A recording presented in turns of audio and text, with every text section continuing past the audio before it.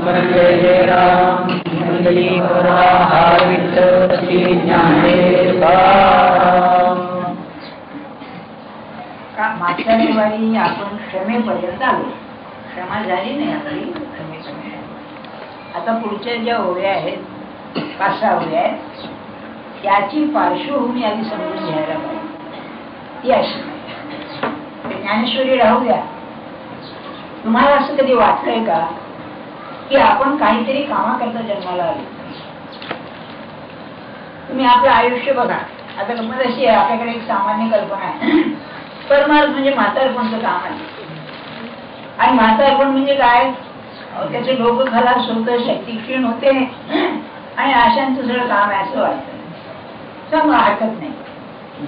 तुम्हाला असं 50 वर्षाच्या आयुष्यात समजायला लागल्यापासून कधी वाटलंय का, स्त्री असो पुरुष असो, की माझ्या जीवनाला काहीतरी हेतू आहे, माझ्या जीवनाला काहीतरी अर्थ आहे, असं कधी वाटलं का? जर हेतू किंवा अर्थ नाही असं म्हणायचं तर माझ्या जीवनात अशा गोष्टी का घडल्या? मी एक 2-3 अशी उदाहरणे घेतो. तत्वज्ञान म्हणजे काय? जीवनाचा समग्र विचार करणे, याचं नाव तत्वज्ञान. बरं का? खंडित जीवन नव्हे, समग्र जीवन, ज्या जीवनाचा मी भाग आहे.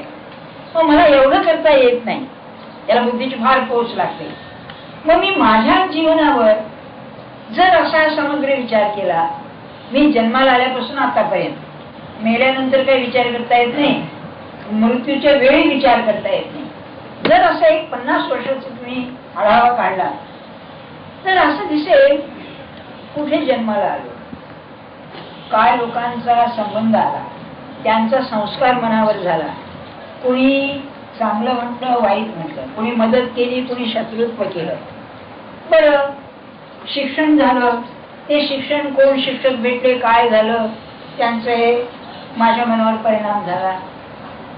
पुढे लग्न झालं, ज्यांचं लग्न झालं नाही असं समजा काही, पण भावा बहिणीचं लग्न झालं, त्यांची संबंध आला. आमक्या बाईशी किंवा आमक्या पुरुषाशी माझं लग्न काय झालं, मुलं बाळ झाली, ती मुलं मुली काय जे असतील ती आमक्या वेळेला, आमक्याच प्रसंगानं, आमक्या स्वभावाची काय झाली. पण पुढे नोकरीचं किती खटपटकिरी मिळाली नाही, एकदम मिळून गेली. बरं, त्यामध्ये खालचे लोक वर गेले, वरचे लोक खाली गेले, माझंही चांगलं कल्पनेच्या बाहेर झालं. पुढे मी रिटायर झालो. बाई असे अलीकडे बायका सुद्धा रिटायर झाली. पुढे मग सुना आल्या, नातवंड झाले किंवा जावई आले. अरे, हे सगळं घडतंय, निरर्थक आहे का? Is it a meaningless show, ज्याला काहीही अर्थ नाही, असं हे नाटक चाललंय का?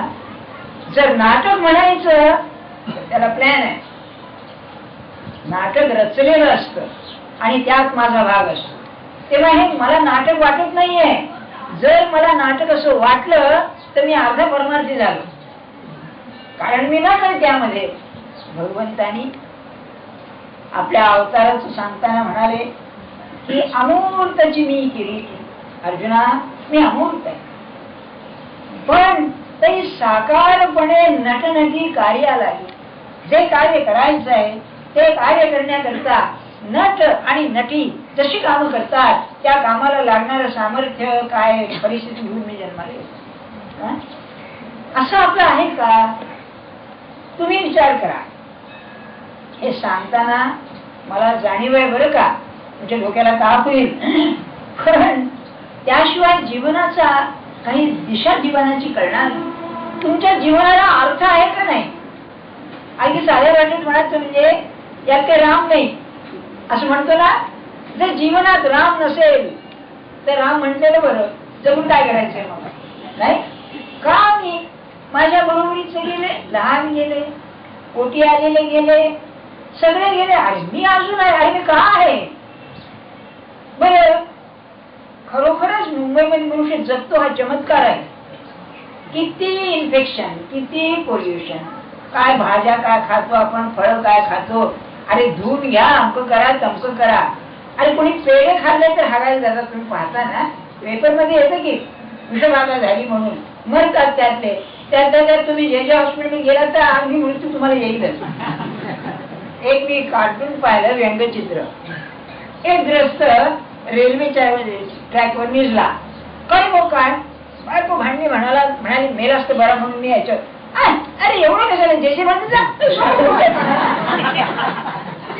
बरायच तिथे कशाला बघतोय बरं का. म्हणजे माझ्या म्हणण्यात हेतू असं, अरे मी का जगतोय हा केवढा मोठा प्रश्न आहे. ते मी कोण कुठून आलो काय वेळ जाऊ द्या, पण मी जगतोय का, जगतोय का हे कळत नाही ना. मग मी सुख दुःख मागतो ते का मागतोय. मला सुखाकरता जगायचंय का, मला दुःख नकोय ना, दुःख टाळण्याकरता जगायचंय का, काय आहे माझ्या जीवनामध्ये अर्थ तरी काय. आणि तुम्हाला खरं सांगू का, जर ज्ञानेश्वरी ऐकून दासबोध वाचून किंवा नाथ भागवत वाचून जीवन कशा करता हे कळलं नाही तर परमार्थ सिद्ध होणार नाही. ध्येय ठरलं पाहिजे मी कशा करता आहे. बर, आता तर्कशास्त्र दृष्ट्या बघा, माझं आणि माझ्या माणसांचं जे काही प्रपंच आहे तो होण्याकरता माझी अगदी जरूरच आहे का. तुम्ही हसता याच्यावर दिसते माझी जरूर नाहीये नाही का. अगदी कोणाचं चाललंय आणि कोणाचं चाललं नाही. अगदी पोटात असलेल्या मुलाचा बाप सुद्धा जरी मेला तरी तो मुलगा मोठा होतो आणि व्यवस्थित मारायला. म्हणजे माझं अगदी इंग्लिश मध्ये त्याला इनएव्हिटेबल म्हणतात, मराठीत त्याला अनिवार्य म्हणतात, की माझं असणं जगामध्ये अनिवार्य आहे का. अरे मोठे मोठे गेले, शिवाजी सारखी गेले म्हणजे पौराणिक जाऊ द्या, रामचंद्र आणि श्रीकृष्ण जाऊ द्या, पण घेण्यासारखी गोष्ट आहे. रामचंद्राचा अंत काय झाला माहितीच नाही, म्हणजे ते काय तो स्वर्गात निघून गेला ना अंत गेला म्हणजे. पण श्रीकृष्ण हा एवढा मोठा पुरुष, युग पुरुषच ना. आणि बाकीचे युग पुरुष खरे, पण हा म्हणजे काय युग पुरुषांचा राजा असा हा पुरुष इतका अज्ञात गेला म्हणून सांगू तुम्हाला. त्याच्या पायाला तो बाण लागला ना, आणि त्या ज्याने तो बाण मारला त्याला वाईट वाटलं आणि त्याला सांगितलं तू काळजी करू नको, तुला स्वर्गाला मी पाठवतो, म्हणजे तुला चांगलं होईल तुझं पुढे. आणि मग त्यांनी विदुर गेला होता बद्रिकेनाथला, तेव्हा बद्रीनाथला होता, त्याला निरोप पाठवला, उद्धवाला सांगितलं की मी आता जातोय. तेव्हा विदुराला सांग तेवढं की मी गेलो, बाकी कोणालाही कळवलं नाही. हा एवढा मोठा पुरुष, त्याच्या देहाचं काय झालं काय नाही पत्ता नाही. एवढा मोठा पुरुष ज्याच्या जीवनाचा अर्थ आजपर्यंत चालत नाही, भगवद्गीता म्हणजे काय, असा हा पुरुष काय असेल मला सांगा. म्हणजे माझ्या म्हणण्याचा हेतू तुमच्या आमच्या जीवनाला काही अर्थ आहे का. आता जरा मागे याच्यात दोन सिद्धांत आहेत. एक सिद्धांत असा की विश्व जे निर्माण झालं ना सहज निर्माण झालं, बाय ऍक्सिडेंट, बरं का. हे ऍस्ट्रॉनॉमी वगैरे जे असतात ना ते काय ते तारे असे झाले तसे झाले एवढं झालं तेव्हा त्याचे हे पुष्कळ आहे, ते आपल्याला माहिती नाही कळत नाही. आणि विश्व निर्माण झाले, त्यात पृथ्वी निर्माण झाली, आणि त्यात ते सुद्धा पृथ्वी कशी निर्माण झाली याचं आणखी तरा आहे. पण त्या पृथ्वीवरती मग अतिशय उष्णता होती, थंड झाली, त्याच्यावरती मग प्राणी झाले, त्यात सुद्धा जीव निर्माण झाला. हा समुद्रातून झाला का आकाशातून निर्माण झाला याची पंचायत, बरं का. भानगडच आहे ती. आपल्या लोकांचं म्हणणं साधारण असं दिसतं भारतीय तत्वज्ञानांचं, याला जीवन जे म्हणतो आपण याचा अर्थच आहे पाण्यातून निर्माण झालं, बरं का. तर काय असेल कोणास ठाऊक. पण निर्माण झाल्यानंतर किती प्राणी काय त्याला सीमा आहे का. आणि गेले किती प्राणी याचा विचार करा, जे नाहीसेच झाले त्यात माणूस जगलाय. हे सगळं होतंय कसं, सहज होतंय म्हणाले. सहज होतंय म्हणजे घडतंय. सायन्स असं म्हणत नाही, सायन्स म्हणतं जे घडतंय त्याला कारण असलं पाहिजे. म्हणून व्हायटेड नावाचा जो अति विद्वान आणि मोठा तत्वज्ञ होता तो काय म्हणतो, या सृष्टीच्या निर्मितीचं कारण सांगण्याकरता तुम्हाला सूक्ष्मातच जावं लागेल. All ultimate theories of causation are in terms of value, असं त्याचं इंग्रजी आहे. ते इंग्रजी समजायचं नाही आपल्याला, म्हणून मराठी सांगितलं की शेवटी असं म्हणावंच लागेल की कुणीतरी काहीतरी शक्ती वापरली किंवा शक्तीनं चाललंय. शक्ती आंधळी नाही, तुम्ही आंब्याची खोड पेरली तर काय पपईचं झाड येत नाही, आंब्याचंच झाड येत. वानराला माणूस होत नाही. वानरी अंजनीला अंजनेच झाला, त्याला काही भरत शत्रुघ्न कोणी झाला नाही. माणसाला माणूसच होईल. याला नियम आहे ना, याला नियम आहे म्हणजे विश्वामध्ये व्यवस्था आहे. आणि व्यवस्था जर असेल तर त्या व्यवस्थेला दिशा असल्याशिवाय व्यवस्था होऊ शकत नाही. आणि ती दिशा जर म्हटली तर काहीतरी हेतू असला पाहिजे. अज्ञात असेल पण हेतू असला पाहिजे, ही एक बाजू आहे. दुसरं म्हणणं असं सत्पुरुषांचं की ईश्वरालाच चैन पडेना. एकोहम बहुश्याम प्रजायेय, का हो स एकाकी न रमते. तरुण मुलगा आहे, लग्न करायचं म्हणतो, अरे काय बुवा एकट्याला करमत नाही. तसं भगवंताला झालं असलं पाहिजे. भगवंत तरुण नव्हता, कारण तो पुराण पुरुष आहे, सगळ्यांचा म्हातारा आहे, आजोबा नाही, धाता माता पितामहा सगळ्यांचा आजोबा आहे.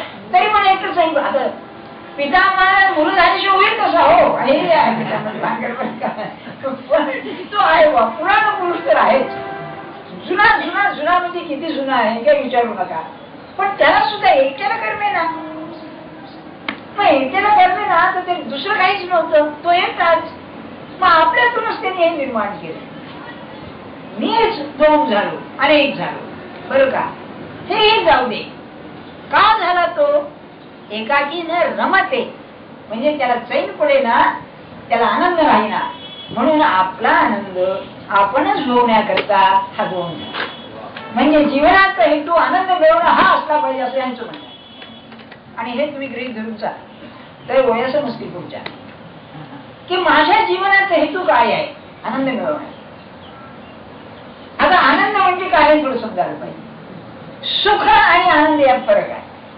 सुखाला पाया इंद्रियांचा आहे, आनंदाला पाया मनाचा आहे. तिथे इंद्रियांचा संबंधच नाही. म्हणजे काय हो, तर सुख इंद्रियाधीन आहे, आनंद अतींद्रिय आहे. आणि अतींद्रिय आनंदाचा साठा जो आहे त्याचं नाव ईश्वर. म्हणून माझ्या जीवनाचं ध्येय ईश्वर आहे. याचा अर्थ असा की मला अतींद्रिय आनंद पाहिजे. अतींद्रिय आनंद म्हणजे काय, इंद्रियांच्या पलीकडचा. इंद्रियांच्या पलीकडचा म्हणजे काय, जेथे दृश्याचा संबंधच नाही असा तो आनंद आहे. एकदा काय झालं, तुकाराम कीर्तनाला उभे नाही. परिस्थिती तुम्हाला सगळ्यांना माहिती आहे. एवढा दरिद्री संत, आधी महाराष्ट्री संत दरिद्रीच बरं का, त्यांच्या पाचवीला पुजलेली. आणि गमत अशी आहे, त्यांनी आपल्या दारिद्र्याची एवढी तारीफ केली, म्हणजे ते मेड देअर पॉवर्टी फॅशनेबल अशा पैकी आहे बरं का. त्याच्यातच मिशिलवर त्यांची बरं का. काय राहायला घर नाही, काय विचारू नका.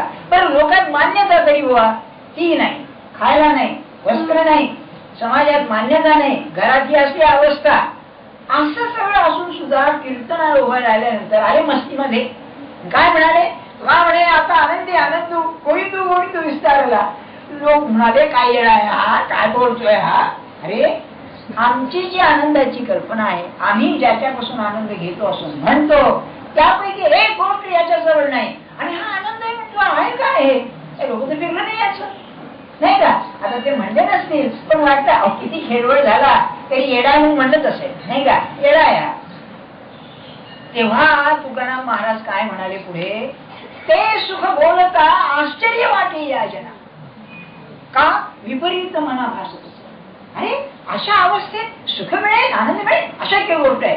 अशी जी लोकांची ठाम कल्पना ती करून म्हणतात काहीतरी गोष्ट आहे. हा पण गमत अशी आहे की त्यांचा आनंद इतका जबरदस्त असतो की शिवाजी राजासारखा अहो राज्य संस्थापक तुम्ही काय समजता असला हा पुरुष त्यांना भेटीच्या करता तळमळ होत होता. मग आणि जेव्हा पाहिलं की हे येत नाही म्हणजे नजराला पाठवावा म्हणून रत्नाची याची ताट भरलेली पाठवली. आणि तुकाराम महाराज बाहेर गेले होते, घरी आले आणि म्हणून हे काय, बायकोला म्हणाले हे काय चांदय, दिवट्या छत्री घोडे हे तो बऱ्याच न पडे, मान दंभ चेष्टा हे तो शुकराची विष्ठा. काय तेज आहे त्या माणसाचं. शिवाजी राजासारखा एवढा महाराज बोलावतोय ये मानाने तुका म्हणे धन आम्हा गोमांस असणार. काय असेल मला सांग. अहो नाही आहे पलीकडे आपल्या गमतीनं म्हणजे त्यांनी एक किक मारली, सिक्सर मारली म्हणाला.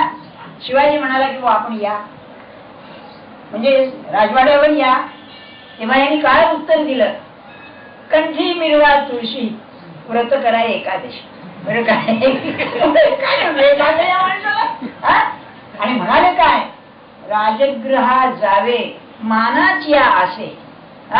हे समजतो आपण, राजगृहात जावे मानाची आसे तेथे काय वसे समाधान. हे माणसाचं ध्येय आहे. म्हणून तुकाराम बुवांच्या पायी लोळून घेतली त्यांनी की जे समाधान या तुकाराम महाराजांना होतं ते त्या राज्य संस्थापकाला नव्हतं. आणि हेच आहे महाराष्ट्रीय किंवा हिंदू संस्कृतीचं जो मर्म असेल ते हे आहे की इथे त्यागी मनुष्य हा मोठा आहे. सर्व गोळा करणारा मनुष्य मोठा नव्हे. मोठमोठे सत्ताधीश जरी असले तरी त्यागी, खरा त्यागी माणसापुढे नव्हता. हे त्यातलं मर्म आहे. आणि लक्षात ठेवा, महात्मा गांधींच्या अफाट लोकप्रियतेचं एक मर्म असेल तर त्यांचे पंचा. दरिद्री नारायणासारखा मी राहतो म्हणून एखाद्या संन्यासासारखे ते राहिले, त्यामुळे त्यांना जी लोकप्रियता लाभली ती फार विलक्षण होती. कारण त्यागामध्येच मर्म आहे समाधानाचं. हे उपनिषदापासून चालत आलेलं आहे. त्यागे नाहीत अमृतत्वमान, अमृत मिळेल त्यागानेच मिळेल असं उपनिषद सांगतात. म्हणजे हा जो आनंद आहे हा माझं ध्येय आहे. आणखी थोडस सांगायला पाहिजे. आनंद म्हणजे काय? आनंद असा आहे, हा देहाने भोगायचा नाहीच नाही. देहाने सुख भोगायचं आहे. मग आनंद कशाने भोगायचा आहे?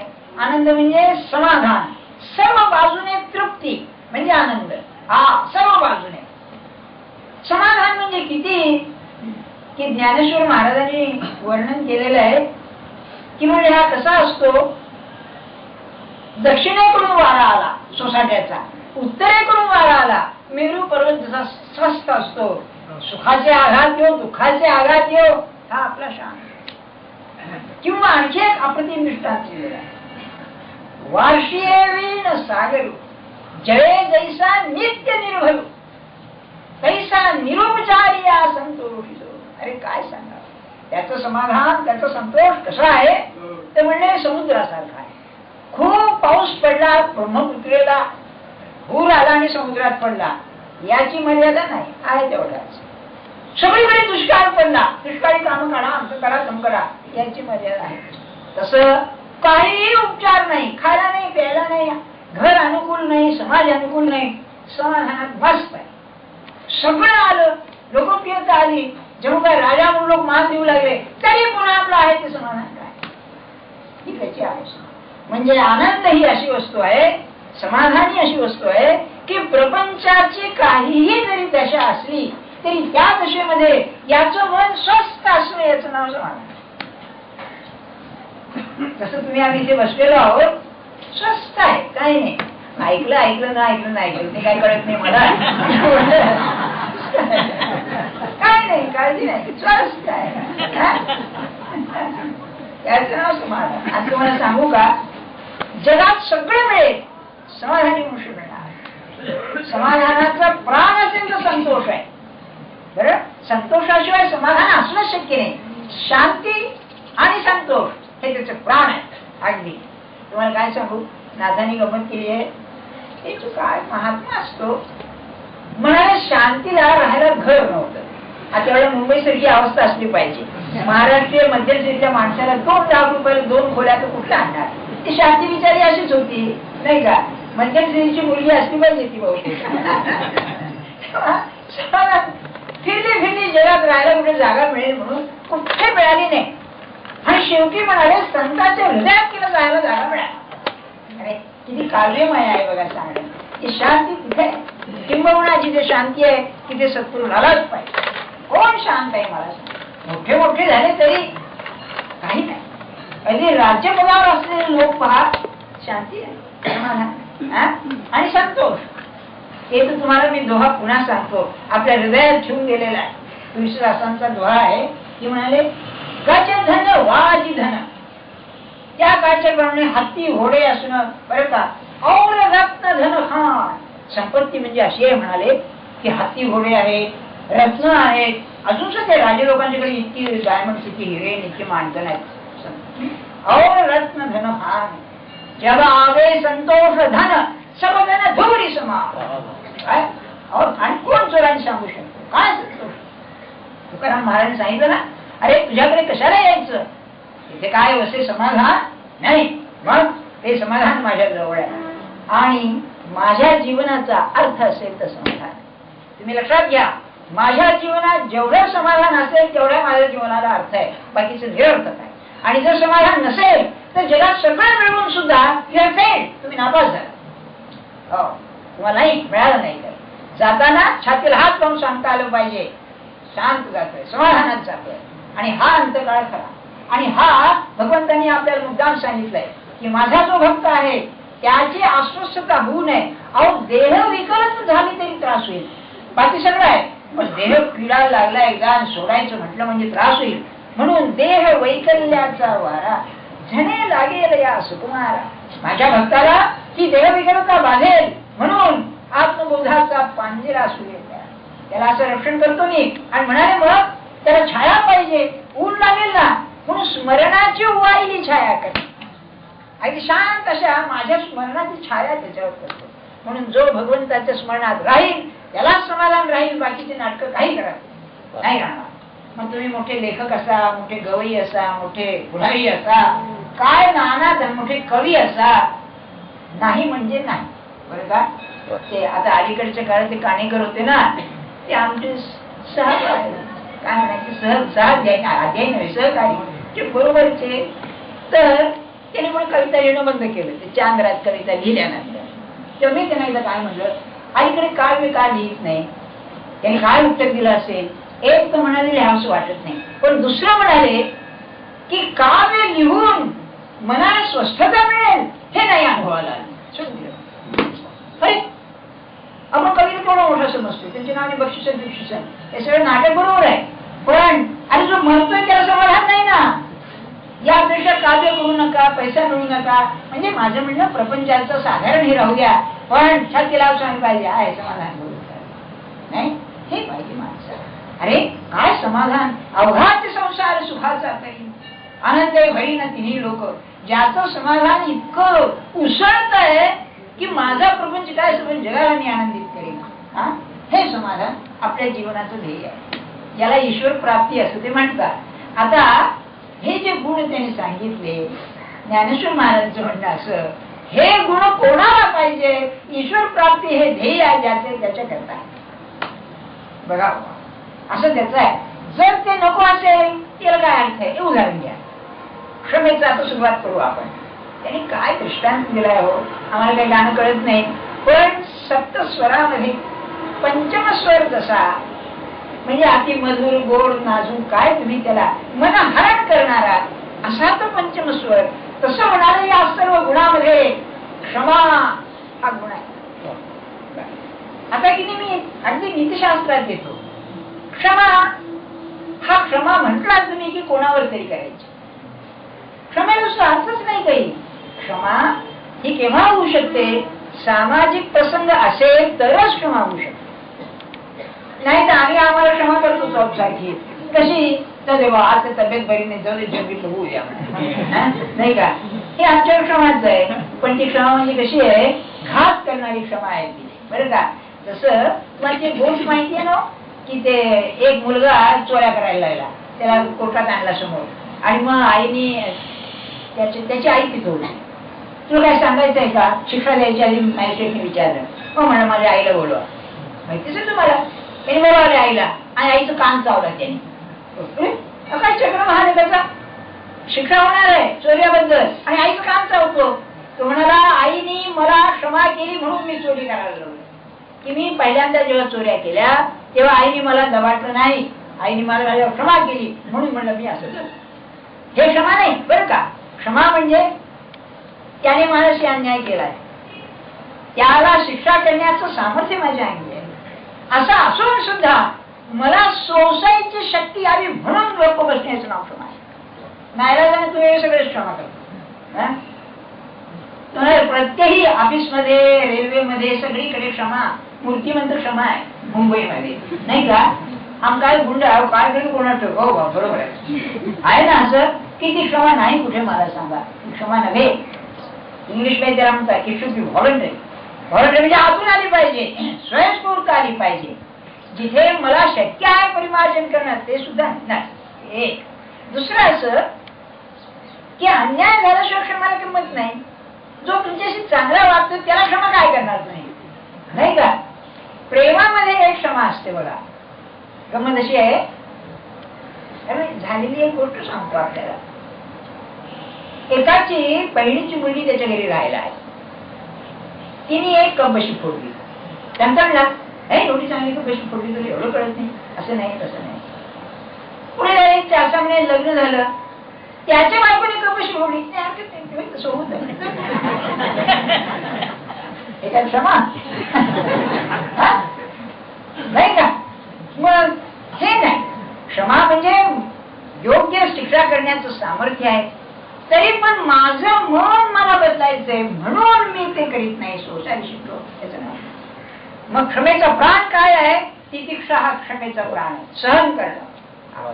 आणि आजपर्यंत कोणीही सहन केल्याशिवाय प्रपंचात राहिला नाही आणि साधू झाला नाही. दोन्ही कोणी साधू पहा, तितिक्षा आणावीच लागली.